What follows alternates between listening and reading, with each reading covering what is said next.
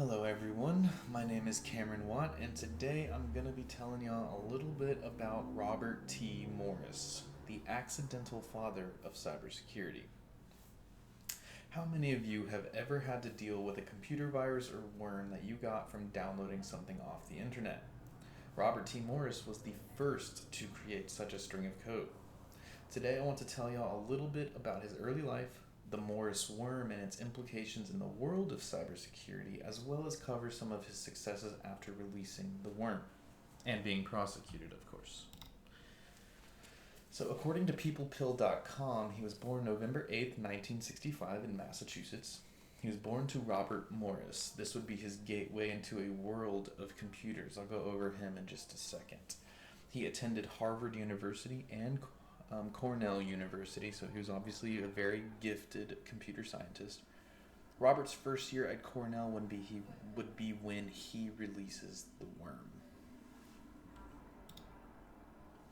So a little bit about Robert Morris Sr., his father. He was a computer scientist and cryptographer at Bell Labs. He helped design Unix and Multics, so if you have an iPhone, they are still running Unix today. This early exposure to computers is where Robert Morris first developed his love for computers. You know, his dad was an early innovator, and so he was just enwrapped in all this new technology. His dad, Robert Morris Sr., also later becomes the chief scientist at the National Computer Security Center, which is an NSA. So, a little bit about the Morris worm. It was the first internet worm ever created. He wanted to just see how big the internet was and see where it would take it. In 1988, Robert's first year in graduate school at Cornell University, he hacks into an MIT terminal from Cornell to hide his tracks. According to FBI.gov, the worm only targeted computers running a specific version of the Unix operating system, something he was obviously be very familiar with. Although the worm had no effect on the data itself of a given system, it did have some major impacts. Vital military and university functions slowed to a crawl. Emails were delayed for days. The network community labored to figure out how the worm worked and how to remove it. The fatal flaw in the Morris worm. Robert created the worm to see how big the internet was, like I said before. On this day says it was intended to be harmless, but Morris made a mistake while writing it. Morris was worried about network administrators and programmers that could put up false positives when the worm checked the system for infection, so he made the worm replicate itself 14% of the time, regardless of the answer to the check. So even if the system said it had already been infected by the worm, it replicated anyways.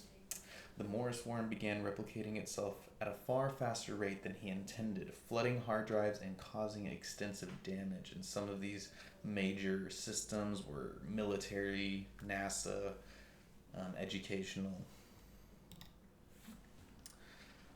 So some of the criminal prosecution. Robert was the first person tried and convicted under the then new Computer Fraud and Abuse Act of 1986. According to Crime Museum, he was sentenced to 3 years of probation, 400 hours of community service, and a fine of $10,000.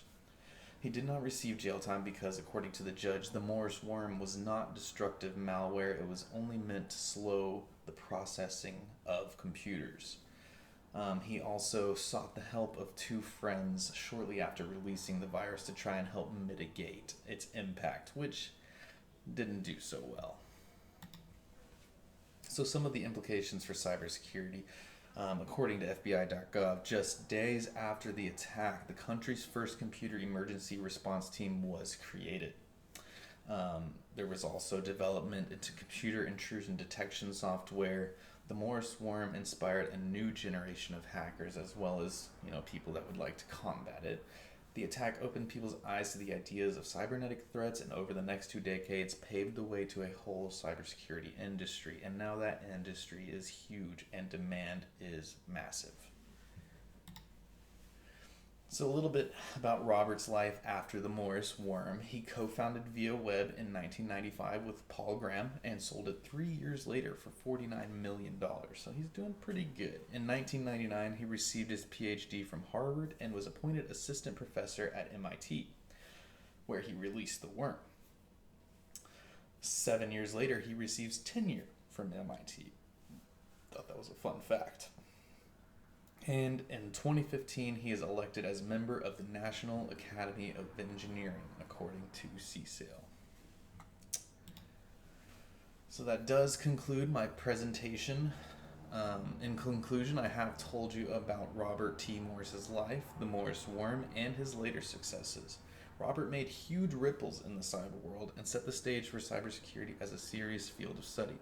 Next time you come across a potential virus, think about Robert T. Morris and how he unintentionally released the first worm on the internet, and how many there are now. Thank you. I will now open the floor for questions. Yes. Okay, so I do believe you asked me, what is the difference between a virus and a worm? Now, I know I may have used those interchangeably in the speech, but they are different.